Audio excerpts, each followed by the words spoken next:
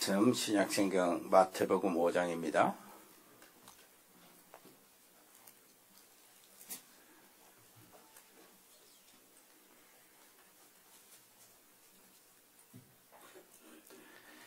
(2절) (3절) 같이 읽겠습니다.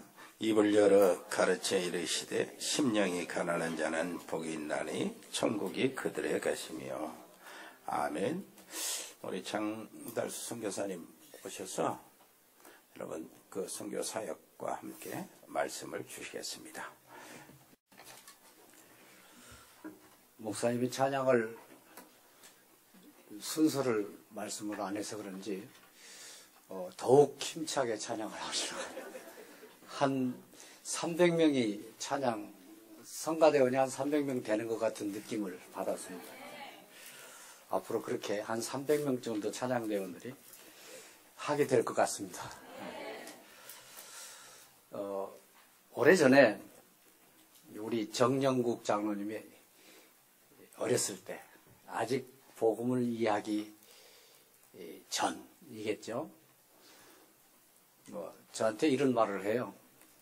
목사님, 나는 예수님이 내 죄를 위해서 죽으셨다는 게 이해가 안 돼요. 그래요.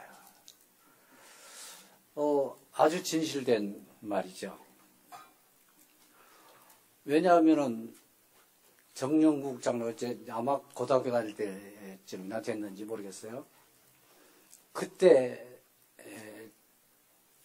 그 정영국이라는 학생이 예수님을 십자가에 못 박을 만한 그런 죄를 지었다. 그게 이해가 되겠습니까? 고등학생이 말이지. 내가 예수님 못 박아 죽일 만큼 그렇게 죄를 지었어. 그렇게 생각하는 사람은 비정상이죠. 나는 그런 죄 지은 적이 없는데 왜 예수님이 내 죄를 위해서 죽으셨다고 하나. 근데 저는 그때 저도 아직 복음을 이해하지 못한 때라 정확하게 답을 원죄가 뭔지 또 자범죄가 뭔지 그 설명을 제대로 해주지 못했던 그런 생각이 납니다. 지금은 복음 알고 있으니까 예수님이 왜 내 죄를 위해서 죽으셨는지 이해를 충분히 하고 있을 것이고 또 다른 사람에게 설명도 하는 전도자로 쓰임을 받고 있는 줄로 압니다. 저는 목회를 하면서요, 좀 제가 생기기도 좀 날카롭게 생겼잖아요. 메시지도 아주 날카롭게 했어요. 그래서 말씀 안 지키면 큰일 난다, 이렇게. 그리스도인이 말씀을 안 지키면서 어떻게 신자라고 할 수 있냐, 이런 얘기들을 굉장히 많이 했었어요. 그런데 하나님은 저에게 자꾸 저를 위선자로 만들고 거짓말쟁이로 만들고 그렇게 하시더라고요. 한 번은 제가 메시지 기억나는데요. 그리스도인이 차를 몰고 가면서 빨간불이 켜졌는데 좌우에 보니까 보는 사람도 없고 경찰도 없어요. 한 밤중이야. 그래가 그냥 휙 지나갔어요. 제가 메시지 하면서 그랬어요. 그게 신자냐?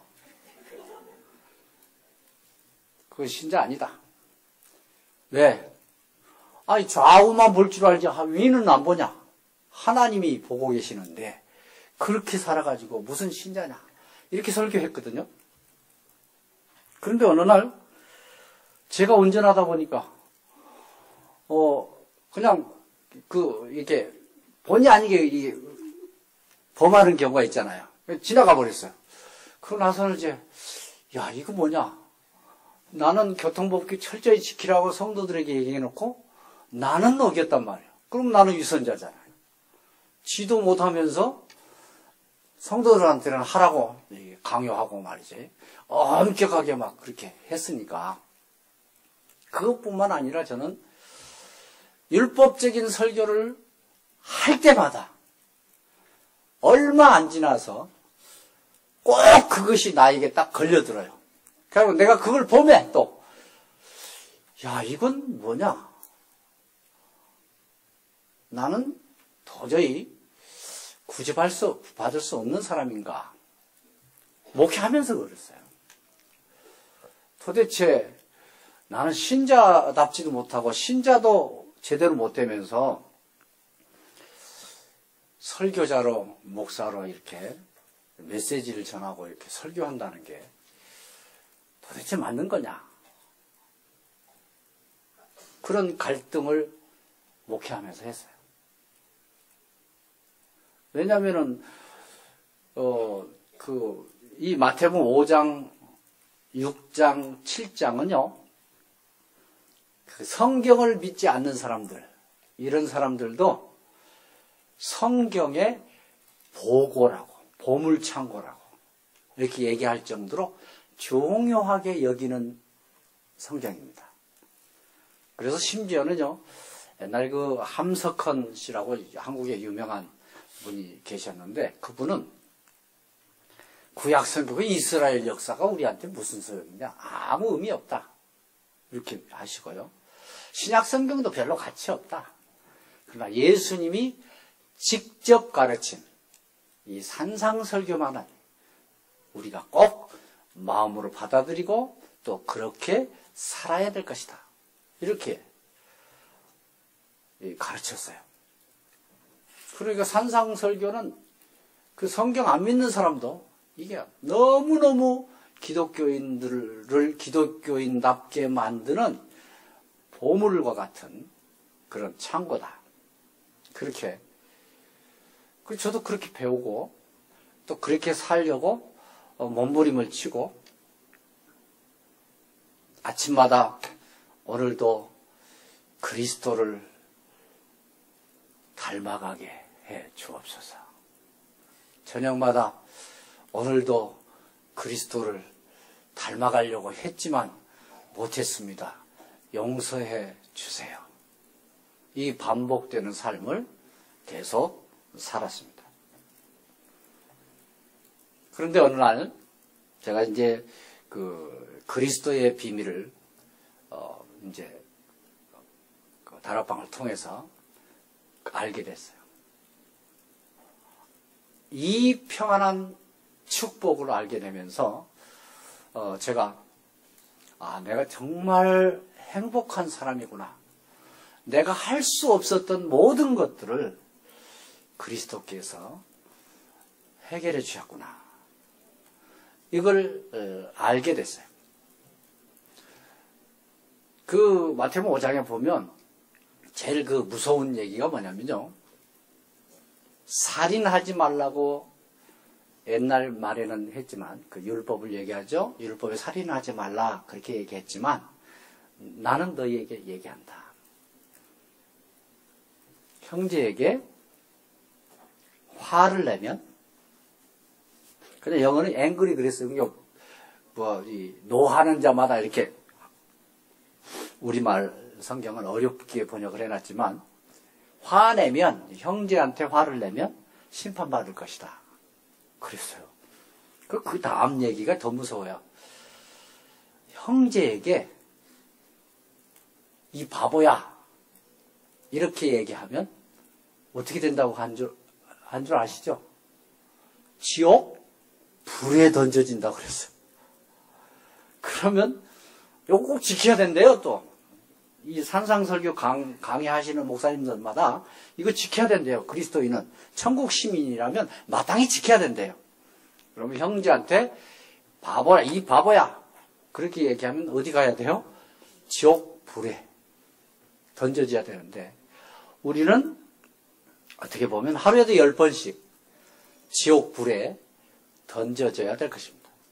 아마 우리 몇몇 사람들은 여기에 거기 예외인 사람들도 있겠습니다만 아마 대부분은 그럴 것입니다. 우리는 그냥 쉽게 욕도 잘 하잖아요. 언제 욕 제일 잘합니까? 차 타고 운전을 하다 누가 들어오면 나도 모르게 욕이 팍 나오죠. 근데 훈련이 잘 된 사람은 욕을 절대 안 합니다. 밖으로 안 나와요. 그런데 마음속에서는 욕이 나와요. 그러니까 욕을 해요. 그러면 그 사람은 어디로 가야 됩니까? 지옥, 불에 던져져야 됩니다. 그런데 오늘 마태복음 5장 3절에 보면 심령이 가난한 자는 복이 있나니, 왜 복이 있습니까? 천국이 저희 것이기 때문이다. 이렇게 얘기했어요. 그러니까 천국이 저희 것이 되는 조건이 뭐냐 할 때 심령이 가난해야 된다는 거예요. 그런데요, 저는 그게 제일 어려웠어요. 이해가 잘 안 돼. 저는 머리가 좀 나쁘거든요. 이해가 안 돼. 심령이 가난한 사람이 천국이 저희 것이다? 어떻게 가난해야? 예수님이 내 안에 오셔야 천국이잖아요. 근데 예수님 내 안에 오셔야 천국이라고 얘기하지 않고 가난해야 천국이 저희 것이래요. 뭐 가난하다는 게 뭔가? 이렇게 좀 궁금하고 또 이해가 잘 안 돼서 헬라어 성경을 한번 봤어요. 근데 거기에 심령이라는 단어가요, 성령이라는 단어예요. 성령, 푸르마티 이렇게. 영어 성경에도 보니까 in spirit 이렇게 돼 있어요. 그럼 무슨 말이냐? 성령이 있으면 천국이 저희 것이요. 그래서 로마서 14장 17절에도 얘기하기를 먹고 마시는 거 그것 때문에 행복하면 천국이 아니라 진짜 천국은 성령이 있음으로 말미암아 얻는 의와 평화와 기쁨이 천국인 것이다. 그러면 천국의 조건은 뭐냐? 성령이 내 안에 있는 게 천국입니다. 그러면 가난할지라도 행복한 사람입니다. 왜? 천국을 갖고 있으니까. 천국이 너희 것이니까. 그래서 비록 죄 문제가 저에게 무거운 짐이 됐을지라도 도저히 지킬 수 없는 그런 죄의 그 무거운 짐 아래에 있었던 나일지라도 성령이 내 안에 오심으로 말미암아 나는 천국을 가진 것이 된다. 그래서 제자들에게 맨 먼저 주신 메시지가 너희는 앞으로, 아직은 아니에요. 왜? 성령이 아직 안 왔어요. 그러나 성령이 너희 안에 있으면 천국이 너희 것이다. 전도 제자를 만들기 위해서 주신 첫 번째 메시지 가운데요, 예수님이 제자들에게 천국이 너희 것이다. 그 아래에 8가지 복 딱 있는데요, 천국이 너희 것이기 때문에 나머지 것들이 다 복이 있는 것이다 라고 설명을 한 거예요. 그래서 저는 행복한 사람으로 이제 선교지에 가게 된 것입니다. 뭐하러 갔냐? 거기 가서 이 행복을, 말하자면 이 천국을 그분들에게, 그 사람들에게 이렇게 소개해 주려고.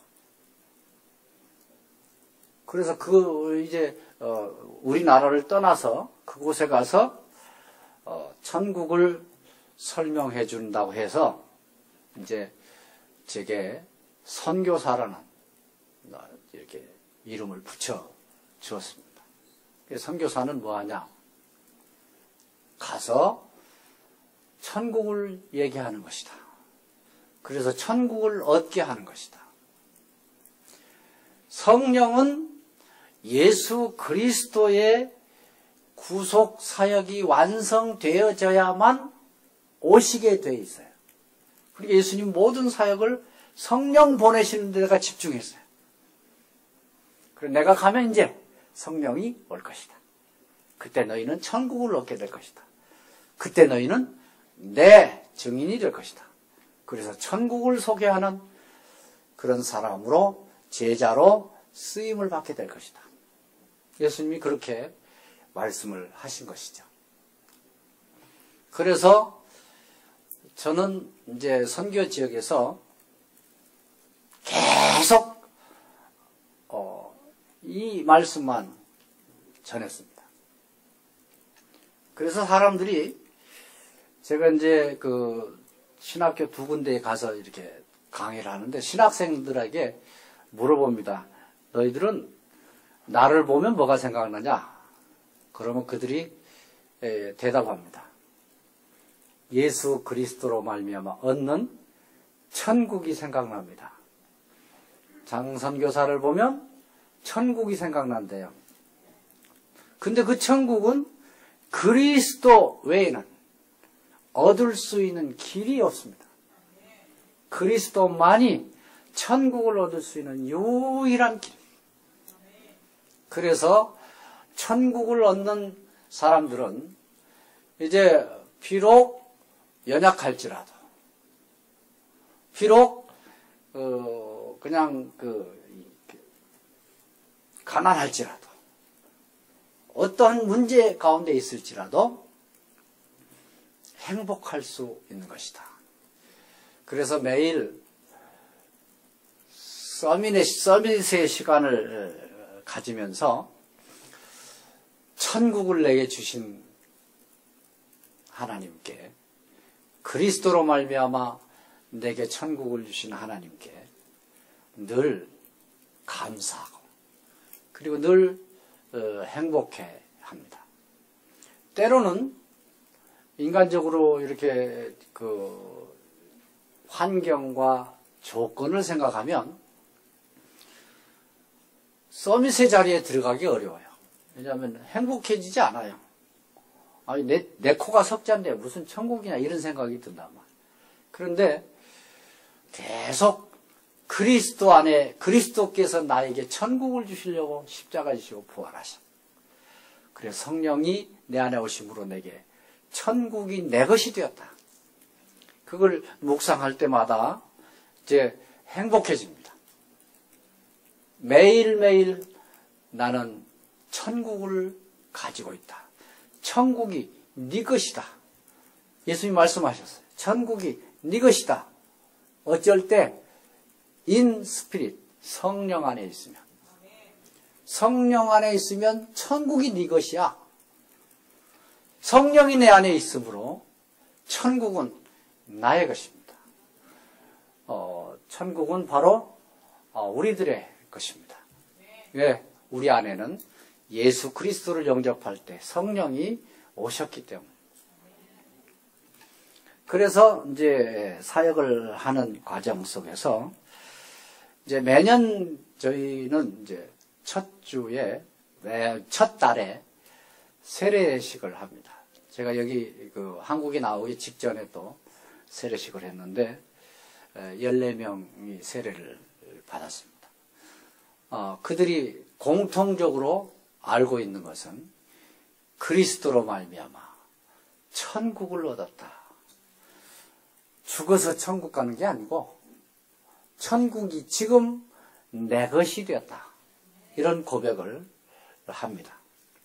천국은 멀리 있는 게 아닙니다. 천국은 지금 나와 함께 내 안에 있습니다. 그래서 천국이 내 것이라고 누구에게나 얘기할 수 있습니다. 너 같은 게 때로는 그렇게 생각이 들잖아요.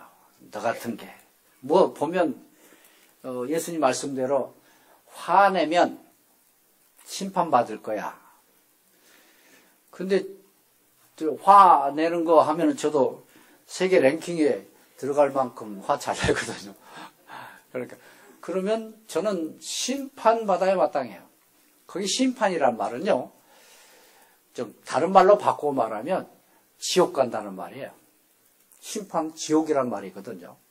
그러니까 화내면 지옥 간다는 말인데, 화내면 지옥 간다는 그 조건, 거기에 저는 딱 맞는 사람이거든요. 그런데 그럼에도 불구하고 하나님께서 제게 천국을 주셨습니다. 그것도 저 미래의 천국이 아니고 지금 예수 그리스도로 말미암아. 그 그리스도께서 이 땅에 오셔서 십자가 지시고 부활하시고 승천하시지 않았다면 나는 아직도 죄 가운데 있었을 것입니다. 그리고 나는 아직도 천국 구경도 못했을 것이고 지옥 가운데 지옥 백성으로 살아가고 있었을 것입니다. 그러면서 열심히 몸부림쳤을 것입니다. 착하게 살아보려고. 그런데 착하게 사는 것은 한계가 있죠. 그리고 아무리 노력해도 안 되는 게 있습니다. 물론 죄 문제도 그렇겠지만 눈에 보이지 않는 사단은요, 우리가 아무리 착하게 산다고 해서 우리를 두려워하거나 무서워하지 않잖아요. 우리가 잘 알듯이 마귀 귀신이요, 우리가 거짓말 절대 안 하고 교통법규 잘 지키고 근다고 그래서 귀신이 벌벌 떨지 않아요. 그런데 예수 그리스도로 말미암아 천국 백성이 된 자는 건드릴 수가 없습니다. 우리는 마귀가 건드릴 수 없는 천국 백성이 됐어요. 그걸 늘 감사하죠. 그래서 저희 이제 그 선교 지역에서 필리핀에서 제가 늘 이렇게 그 천국에 대해서 그리스도로 말미암은 천국에 대해서 늘 얘기하기 때문에 이제 부분적으로 아이들이 또 성도들이 이렇게 천국을 경험하게 됩니다. 그래서 이제 그 천국을 경험하고 기도하는 가운데 하나님께서 이제 그 전도의 문을 여시는데요. 저희 교회에 이제 학교, 여러분이 기도하신 대로 이제 학교가 시작됐잖아요. 이제 문교부에서 교육부에죠. 인가가 나가지고 이제 학교가 시작됐는데, 그 학교 시작되기 직전에 그 교육부에서 너희 학교 시작하기 전에 그 검정고시반, 그 필리핀에서는 알스라고 그러는데 검정고시반부터 해라 이렇게 이제 제안을 하더라고요. 그래서 검정고시반을 하게 됐어요. 검정고시반을 하게 되면서 그걸 인연으로 해서 이제 지교회가 이렇게 열려지게, 그 지교회에서 활발하게 이렇게 복음운동 할 수 있도록 문이 다 외곽 지역에 열려지게 됐습니다. 그러면서 이제 우리 이제 다음 2월 23일 되면 이제 우리 조조 전도사가 이제 여기 오게 되는데요. 이게 우리 그 교회 사역의 대부분은 이제 조조 전도사가 감당하는데, 이 조조 전도사가요, 사실은 굉장히 하나님 앞에 쓰임받는 그런 전도자입니다. 그래서 우리 교회에 권사 1명하고 집사 27명이 이제 금년에 또 임명을 했는데, 그 27명 가운데 학교와 관련 지어서 집사가 된 사람, 말하자면 학부형이라든지 또 선생으로 이렇게 와가지고 이렇게 된 사람이 한 10명 돼요. 그리고 나머지 한 17명은 전부 조조의 열매예요. 조조 전도사로 말미암아 전도 받은 사람을 통해서 이렇게 연결돼 가지고 성장해서 집사가 한 17명 정도는 그 조조 한 사람의 열매예요. 그만큼 전도자예요. 근데 이제 이곳에 오게 되면 이제 뭐 완전히 낯설고 물설고 말도 안 통하고 이제 이런 곳에서 살게 되겠죠. 그러면서 중요한 것은 이제 본부의 흐름 속에서 중요한 훈련을 체계적으로 받게 될 것입니다. 여러분들이 이제 그 조조가 오게 되면 기도 많이 이제 그동안 집중적으로 기도해왔기 때문에 또 많은 응답이 있으리라고 생각합니다. 저는 이제 좀 부탁드리고 싶은 것은요, 이 한국 학생들이 필리핀에 유학 오면 영어 한마디도 못하는데 영어로만 강의하는 교실에다 집어넣어 버리거든요. 그럼 그 교실에 앉아가지고 영어도 하나도 안 들리는데 앉아서 그냥 끙끙 앓고 이제 뭐 이게 한마디도 한국말은 않고 영어만 하니까 그렇게 끙끙 앓다가 이제 영어가 탁 튀어서 이제 어느 날 영어를 하게 되는 그렇거든요. 아마 조조도 총신에 가서 강의 들으면 이제 영어는 한마디도 안 나오고 이제 그런 상황이 될 겁니다. 저는 모든 성도님들에게요, 절대 두려워하지 마시고 영어로 얘기하려고 하지 마세요. 한국말로 얘기하세요. 그럼 이제 골치 아프겠죠. 본인은 못 알아들어가지고. 그런데 어느 날 다 알아듣게 될 겁니다. 한국말을 공부를 많이 하긴 했어요. 많이 알아듣기는 해요. 그러나 여러분들이 막 한국말로 막 얘기하세요.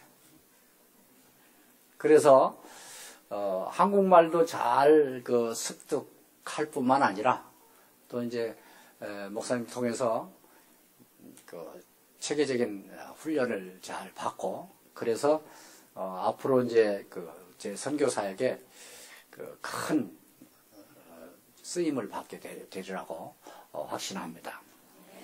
그리고 이제 앞으로 또 이제 조조를 성공적으로 이제 훈련이 되어지면 또 2차, 3차. 저는 지금까지 선교하면서 한국에 필리핀 아이들 한 명도 데리고 와본 적이 없어요. 여러분 아시다시피. 다른 선교사들은 막 애들 계속 데리고 오거든요. 한 5명씩 막 데리고 와요. 저는 한 번도 데리고 오지 않았어요. 이제 조조가 이제 모델로 이곳에 와서 응답받고 또 많은 필리핀 사람들에게 모델이 되어져야 될 것입니다. 그래서 이제 2차, 3차로 우리 아이들이 이곳에 나와서 훈련받고 또 이렇게 제자로 세워질 수 있도록 그렇게 해야 될 것입니다. 그러면서 이제 저희 학교는 이제 여러분 다 아시고 계시겠지만 작년에 이제 교육부에 인가가 났어요. 그래서 학생을 모집했는데 한 45명 이제 유치원하고 1학년까지만 모집이 허락이 된 거예요. 그러니까 정식 풀로 인가가 딱 학교로 이렇게 인가가 난 게 아니라 학년별로 이렇게 인가가 나요. 허가가 나는데 금년에는 이제 2학년하고 3학년까지 초등학교 모집을 할 수 있게 됩니다. 근데 우리 사역자들이 예측하기로는 금년에 한 100명 정도 모집이 되지 않을까 이렇게 예측을 한다 그래요. 이제 여러분 기도해 주시면 학생 모집이 또 수월하게 될 것이고 다행스럽게 또 하나님께서 교사들을 전부 다락방 훈련 받은 교사들로만 이렇게 채워주시고 또 제가 그런 사람만 교사 자격 있고 다락방 훈련 받은 사람들만 이렇게 초청을 해서 이제 사역을 합니다. 그러다 보니까 열매가 많아요. 한 선생님 같은 경우는 유치원 학생들이 왔는데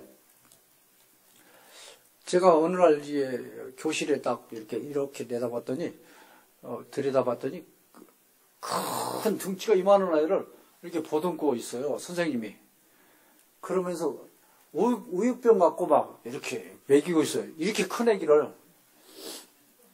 그래서 왜 그렇게 하냐 그러니까 얘가 지능이 2살 정도밖에 안 된대. 지능이 떨어진대요. 덩치는 큰데. 전응하여. 그러니까 다른 애들 돌볼 틈이 없어요. 얘만 보던 있어요. 하루 이 선생님이 이제 계속 가서 안 봤는데 얘가 어리니까 기저귀 차고 등치 나이는 아마 7살 8살 먹었지 않을까요? 근데 지능은 2살 정도 되니까 우유 먹이고 이렇게. 그런데 어제인가요? 제가 이렇게 페이스북을 봤더니 동영상을 하나 올려놨어요. 그래서 동영상을 이렇게 쭉 봤더니 이 아이가 이 아이가 1, 2, 3, 4, 10까지 싹 습득을 했어요. 그리고 알파벳을 다 습득을 했어요. 그래서 선생님 제가 뒤에서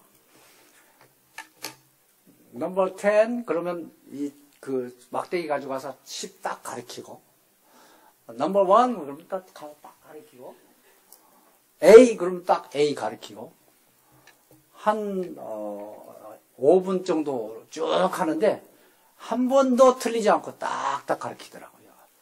그럼 엄청난 변화죠. 그런 이제 변화가 그냥 일반적인 학교가 아니고 이 교사들이 다 이제 다락방 훈련 받은 교사들이기 때문에 늘 기도하면서 이렇게 양육을 하다 보니까 그런 변화가 오더라고. 그래서 아마 그 전응하는데 이제 정상적으로 학교 다니게 되지 않을까 싶어요. 그 정도 이제 습득할 수 있다면 다른 것도 습득할 수 있을 거 아니에요. 그래서 하나님이 큰 그런 응답을 학교에서 이렇게 주시는구나 그런 생각을 하게 됐습니다. 그래서 이제 학교는 12학년까지 있어요. 교육부 산하에. 그리고 대학교는 이제 따로 또 관할청이 따로 있고요. 그래서 12학년까지 매년 2학년밖에 연장이 안 돼요. 매년 2학년씩 이렇게 연장이 돼서 한 5년 후 돼야 12학년까지 이제 완전히 인가가 날 것 같아요. 그러면 12학년이면 이제 우리 한국으로 말하면 고3까지죠. 고3까지 하이스쿨까지 유치원에서부터 하이스쿨까지 학교가 앞으로 5년 후면 이제 완전히 인가가 나는 그런 상황이 됐습니다.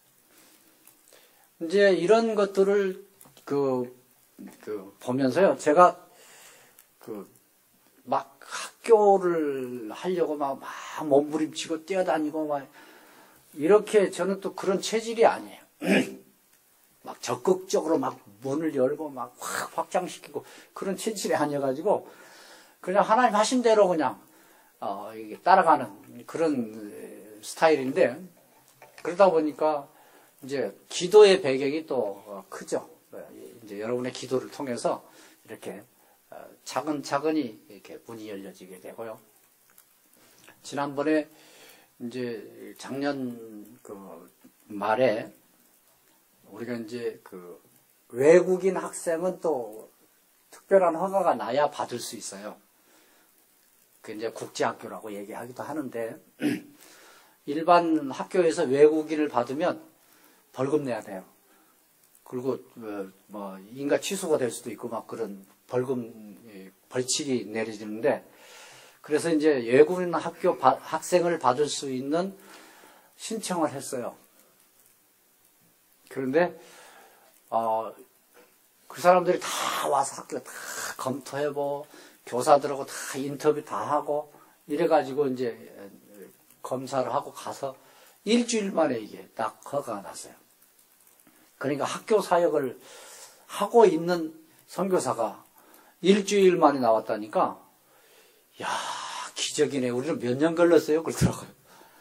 몇 년 걸려서 나오는 그 허가가 저희는 일주일 만에 나와요. 그러니까, 야, 어떻게 그런 일이 있을 수 있죠? 막 이래요. 저는 이제 그렇게 생각합니다. 우리가 무슨 조건을 잘했기 때문에 그랬다. 이렇게 생각하지 않아요. 근데 기도의 배경이 있기 때문에 그렇다라고 생각합니다. 그래서 복음교회뿐만 아니라 복음교회가 전폭적으로 기도하지만 이제 또 기도해주는 분들이 많이 있더라고요. 그런 기도에 따라서 응답으로 하나님께서 이렇게 학교 사역 또는 교회 사역을 할 수 있도록 그렇게 문을 열어주신 것을 특별히 기도해 주신 우리 복음교회 목사님과 성도 여러분들에게 감사를 드립니다. 그래서 이제 학교 사역도 되어지고 그 다음에 이제 1년이 지나면 연초에는 세례식을 하고요. 연말에는 그 새 절기를 하나님께서 말씀하실 때 연초 유대 달력으로는 1월 14일 날이 6월절이요. 그리고 1월 15일부터 일주일간이 무교절이에요. 그리고는 연말에 수장절을 지키라 그랬어요. 그러면 연말은 이제 우리로 말하면 12월 달이잖아요. 근데 12월 달은 제일 많이 지키는 절기가 뭐예요? 그냥 크리스마스잖아요. 다 크리스마스 지키고 막 그러잖아요. 저는 필리핀은 추수감사절, 맥추감사절 이런 절기가 없어요. 필리핀 교회 자체가 거의 없어요. 그런 절기 안 지켜요. 그냥 그 구약적인 절기니까 맥추감사절 신약적인 의미는 없거든요. 그래서 추수감사절은 연말에 지킨다. 수장절은 연말이니까. 근데 연말에 수장이란 말은 뭡니까? 추수해서 저장하고 나서. 그럼 추수는 뭡니까? 예수님 계속 얘기했어요. 추수. 영혼 구원이 추수라고. 그래서 사마리아 수가성 여인과 얘기할 때도 그 장면에서도 너희들은 아직 넉 달이 지나야 추수 때가 된다고 생각하지 않냐? 그런데 내가 말한다 봐라. 희어져 추수할 때가 됐다. 이렇게 얘기해요. 그러니까 넉 달이 아직 남았는데 일반적인 추수는 예수님이 말씀하신 그 추수는 뭐냐? 전도를 의미하는 거죠. 전도가 추수요. 그래서 전도를 연말에는 뭐 해야 되냐? 결산해놓고 여기 이제 주보에 보면 복음교회도 보니까 지난주에 등록한 사람들 여기 쭉 나와 있더라. 이 사람들 다 이제 곡식 갖다가 이 곡식이에요. 열매가 전도 열매가 그래서 연말에 축제로 이렇게 저희는 이제 그렇게 지키고 있습니다. 연말 되면 자기 전도 열매를 데리고 와서 서로 소개하고 그 다음에 서로 선물도 나눠주고 전도 받은 사람은 전도 한 사람에게 선물 주고 전도 한 사람은 전도 받은 열매 너 때문에 내가 면류관이 생겼어 하면서 열매 주고 이제 선물 주고 이렇게 하면서 연말에는 크리스마스와 같이 수장절 의미로 지키고 있습니다. 제일 기쁘고 감사한 것은 그 열매가 많기 때문이 아니고 또 문교부의 허가가 났기 때문이 아니고 저는 예수님께서 제자들을 불러가지고 처음으로 주셨던 말씀 심령이 가난한 자는 복이 있나니 천국이 저희 것임이니라. 근데 저는 좀 아쉬워요. 번역한 사람들이 왜 그걸 심령이라고 번역했을까? 성령이라고 그래서 제가 좀 의문이 돼서 언어를 잘 하는 사람들에게 물어봤어요. 이 성령이라고 번역하면 안 되냐? 같은 뜻이래요. 그렇게 쓰인대요. 그러면 성령이라고 번역해야 하나님 나라는 누구의 것이냐? 가난한 사람의 것이 아니라 성령 안에 있는 사람의 것이다. 그 사람은 가난해도 행복하다. 왜? 천국이 저희 것이니까. 그래서 성령 영어는 거의 다 in spirit 이렇게 되어 있어요. 여러 가지 번역을 다 검토해봐도 다 그렇게 되어 있어요. 성령 안에 있음으로 말미암아 저는 제 자신을 이렇게 검토해보면 도저히 불가능해요. 말하자면 절대 불가능 속에 있어요. 그런데 절대 불가능한 저에게 천국을 네 것이야 하고 선물로 주셨어요. 그래서 저는 행복합니다. 그리고 우리 모두 행복한 사람들입니다. 어쩔 때는 내가 모를 수도 있어요. 내가 행복하다는 걸 모를 수도 있어요. 그래도 실제는 우리는 행복한 사람들입니다. 왜? 천국이 우리 것이니까. 천국이 내 것이니까. 그 행복 때문에 선교 현장에서 그냥 감사하면서 일을 감당하고 있습니다. 계속적으로 기도해 주시고 또 관심 가져 주셨으면 고맙겠습니다. 기도하겠습니다. 하나님, 부족한 종을 선교지에게 보내서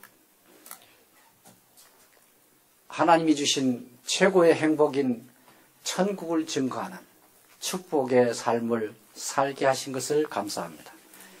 계속해서 이 하나님 나라 천국이 하나님이 원하시는 목표에 달성할 때까지, 세계복음화가 되어질 때까지 저를 사용해 주시고 또 선교 지역에 있는 우리 교회를 사용해 주시고 이 복음교회를 사용하셔서 하나님의 뜻을 이루시옵소서.